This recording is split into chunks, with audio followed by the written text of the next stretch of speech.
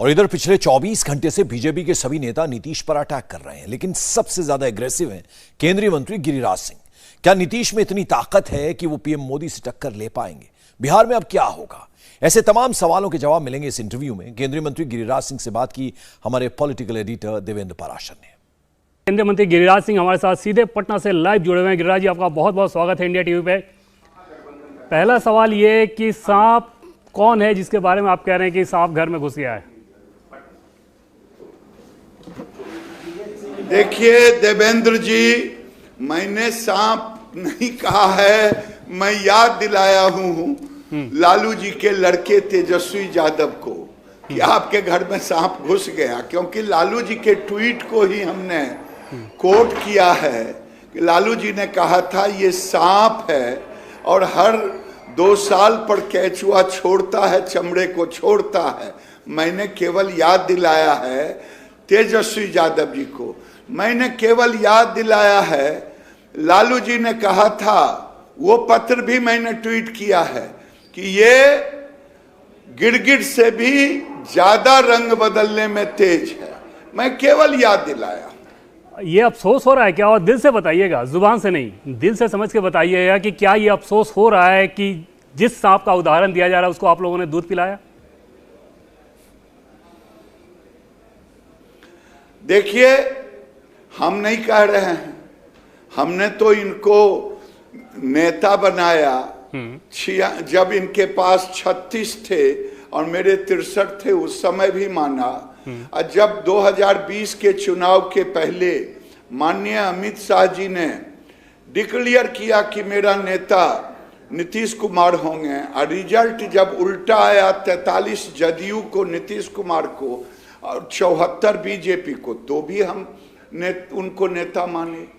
ये तो लालू जी ने जो कहा वो मैं केवल कह रहा हूं कि आज चेहरा उनका उजागर हो रहा है, क्योंकि महत्वाकांक्षा जब सर पे नाचता हो, जब महत्वाकांक्षा सर से ऊपर उठ करके बोलने लगे। 2010 में क्या हुआ था? हमने तो इन्हें नेता बनाया, मुख्यमंत्री बनाया, ये गर्व से कहूंगा। इनके मन में ये जो डिनर नरेंद्र मोदी जी का कैंसिल किया था, ये कोई फोटो था, बहाना, जैसे अभी कह रहे हैं अपमान। 2002 में नरेंद्र मोदी जी के गुजरात जाकर के तारीफ कर रहे हैं, ये था इनको लोगों ने, इर्द गिर्द के लोगों ने PM material, PM material, PM material, वो कान में गूंजते गूंजते रात को केवल पीएम मटेरियल ही उनको दिखाई देता था। लेकिन गिरिराज जी, एक चीज समझें, अगर आगे उस पर आएंगे, एक चीज सिर्फ ये बताइए कि आप लोग बार बार इस बात को कहते हैं और फैक्चुअली वो करेक्ट दिखता है, कम से कम भावना उसके पीछे चाहे जो हो, कि आंकड़ों में कम रहने के बावजूद आप लोगों ने उनको आगे किया।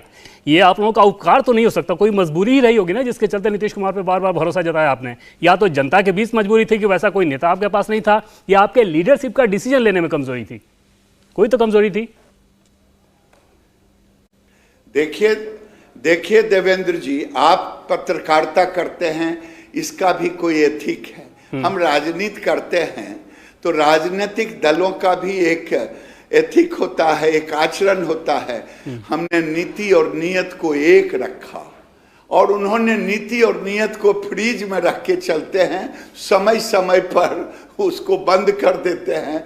और आगे का चेहरा, हमारी कोई मजबूरी नहीं थी, हम किसी को भी नेता मान सकते थे, लेकिन हमने राज्य की जनता, देश के सामने वादा किया था कि हमारे नेता नीतीश कुमार होंगे। और मैंने कहा कि आज नहीं, जब पहली बार 63 और 36 थे तब भी, और आज भी हमने अपने किए गए वचनबद्धता को हमने पूरा किया। हमारी कोई मजबूरी अब नहीं थी। वो निर्णय गलत था, ये अफसोस तो हो रहा होगा ना कि आप लोगों ने गलत इन्वेस्टमेंट कर दिया।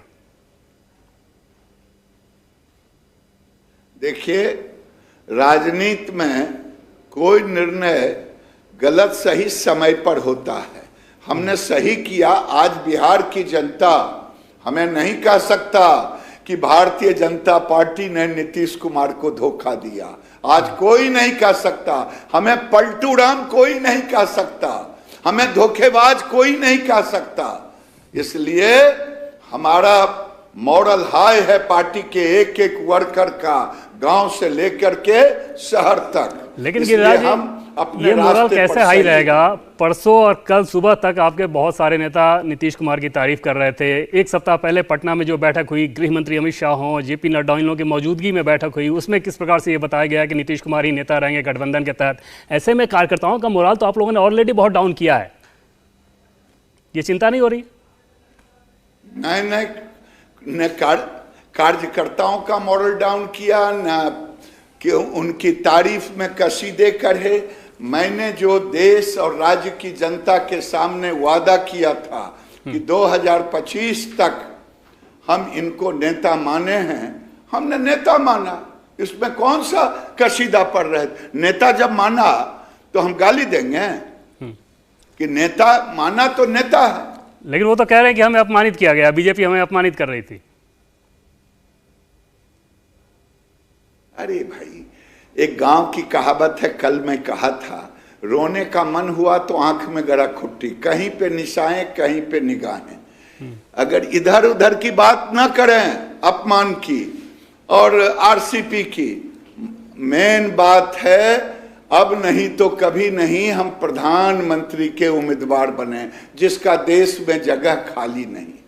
नीतीश कुमार की क्षमता को आप कैसे देखते हैं? क्या आपको लगता है कि जो पीएम मटेरियल का सपना वो देख रहे हैं, किसी प्रकार में उसमें कोई दम होना चाहिए? दम है? हमने देखा उनकी क्षमता को देश ने देखा, राज्य ने देखा कि पहली बार 2014 में मुख्यमंत्री बनने के बाद जब हमसे अलग हुए तो लोकसभा का चुनाव लड़ा। इसीलिए मैं बार बार कहता हूं 2 सीट पर रह गए। आज भी चुनौती दे रहा हूं आपके माध्यम से, अगर नीति और नियत है, नैतिकता है, तो नीतीश कुमार लड़के दिखा दें, औकात पता चल जाएगा पीएम मटेरियल का। अपने अकेले मुख्यमंत्री नहीं बन सकते, अब पीएम मटेरियल है। कल वो कह रहे थे कि दूसरे राज्यों में भी संभावना देखेंगे। पहले अपन बिया ने सूरदास की बरतुहारी बिहार में कहावत है, पहले बिहार में तो कभी अकेले चुनाव लड़े नहीं, आज संभावना देख रहे हैं दूसरे राज्य में। पहले एक बार तो साबित कर दें, इतने साल मुख्यमंत्री रहे, एक बार साबित कर दें कि हम अकेले चुनाव लड़ करके कि हमारी ताकत है। कल अपने विधायकों की बैठक में गिरिराज जी जो कुछ उन्होंने कहा, बाहर भी आगे जो कुछ कहा कि जो चीजें हो रही थी जाहिर तौर पे विचारधारा को लेकर, जो अपीजमेंट पॉलिटिक्स के खिलाफ, जो एक आप लोग कहते हैं अपीजमेंट पॉलिटिक्स, वो लोग कहते हैं कम्युनलिज्म फैलाया जा रहा है, उसको लेकर उन्होंने अपने एक तरह से अपना दर्द जाहिर किया कि जो चीजें हो रही थी वो मुझे बर्दाश्त के बाहर था, वो मैं बर्दाश्त नहीं कर पा रहा था। ऐसा क्या कर रहे थे आप लोग? देखिए देवेंद्र जी, अगर मैं फिर वही कहानी 2010 की कहानी अगर आप सुन सकते हैं तो मैं सुना दूंगा। जी हाँ, बिल्कुल। ये नौटंकी है, क्योंकि कहानी वैसी ही हो गई है। एक बार फिर से सुना दीजिए। पहली बार मुख्यमंत्री कौन बनाया? भारतीय जनता पार्टी ने। उस समय अपीजमेंट और ये मुसलमानों के प्रति प्रेम उनका नहीं था क्या? नौटंकी था क्या? एक कहानी अटल बिहारी वाजपेयी ने कहा था। अटल बिहारी वाजपेयी ने जब जनता पार्टी में हमारी सरकार टूटी थी तो कहा, एक बूढ़ा और बुढ़िया, नाम नहीं कहूंगा किसी जात का, उससे कई लोग, और वो 80 वर्ष से ऊपर, तो एक रात बूढ़े ने बुढ़िया को जगा के कहा कि उठो उठो। कहा क्या हुआ? तो कहा कि मैंने आज तक तुम्हारा गोत्र नहीं पूछा। बुढ़िया ने 4 तमाचा मारी, कहे रे बुढ़ा खंडास, मेरे साथ मेरी जवानी से खेला, नाती पोता हुआ, और आज तुम मेरा गोत्र पूछ रहे हो। आज उन्हें दिखाई दे रहा है मेरी संप्रदायिकता की नीति। ये इतने साल मुख्यमंत्री बने उस समय नहीं दिखाई दिया, फिर मुख्यमंत्री बने उस समय नहीं दिखाई दिया, हमने मुख्यमंत्री माना उस समय नहीं दिखाई दिया। ये बहाना है, ये बहाना है। कहीं पे निगाहें कहीं पे निशाना रात में खटकता है कि मैं भी प्रधानमंत्री मटेरियल हूँ। कुछ लोगों ने उनके अंदर ये भर दिया है, उसी मटेरियल के कारण वो समय समय पर ये कर रहे हैं। आज भी मैं चुनौती के साथ कह रहा हूँ, नीतीश बाबू, जैसे 2014 में बिहार की जनता ने आपको दिखा दिया आपका औकात, फिर आप अकेले लड़के देखिए ना, क्या दिक्कत है, क्या दिक्कत है? कह दीजिए कि हम अकेले चुनाव, तब मैं समझूंगा कि आपकी नीति और नीयत आपके साथ है, आपका लोकप्रियता है, आप 20 साल से मुख्यमंत्री हैं।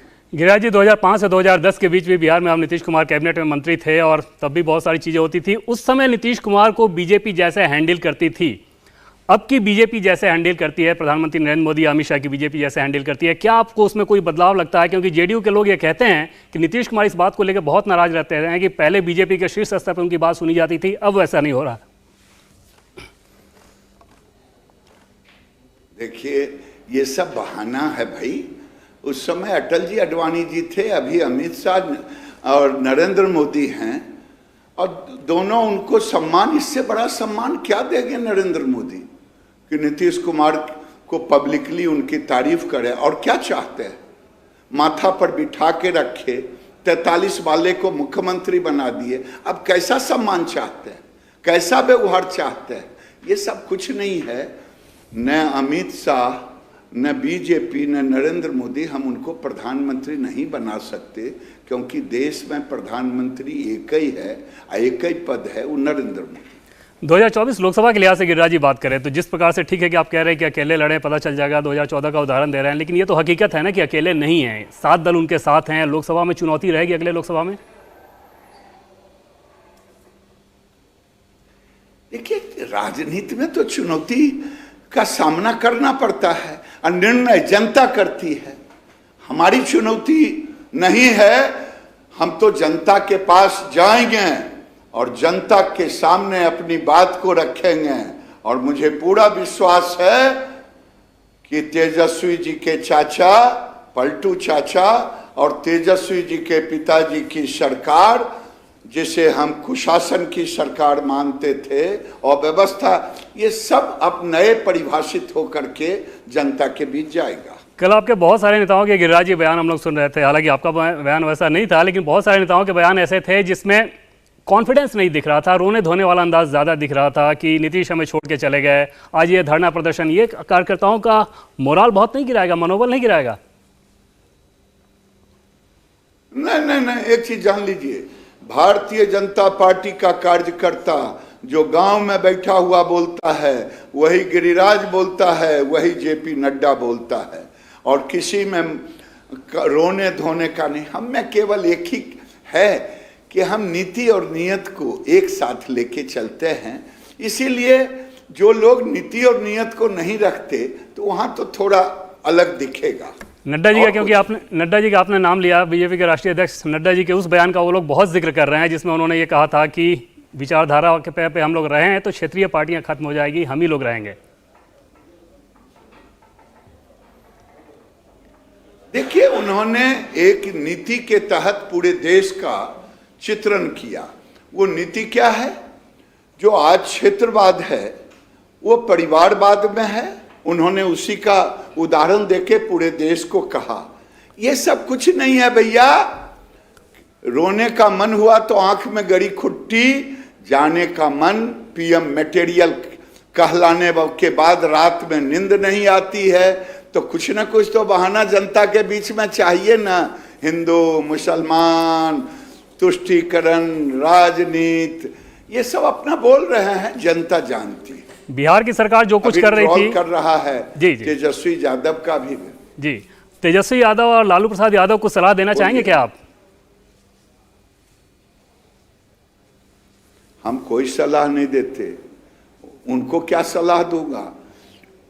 यही नीतीश बाबू भ्रष्टाचार के खिलाफ बोलने वाले, यही नीतीश बाबू हर तरह के आरोप को लगाने वाले, हम सलाह नहीं देंगे। सलाह तो जनता देखेगी, सजा देगी।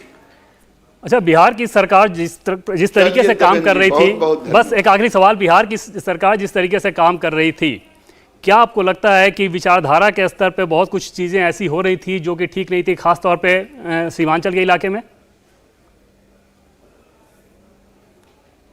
बिल्कुल, हमारे जैसे लोगों को तो बड़ा बुरा लग रहा था कि बिहार में 500 से ऊपर स्कूल, एक देश एक कानून लागू ना हो, शरिया का कानून लागू हो। ये लालू जी के समय से चला, नीतीश जी के राज में फलते फूलते रहा और मंत्री केवल कहते रहे कि मैं देखूंगा, जांच करूंगा।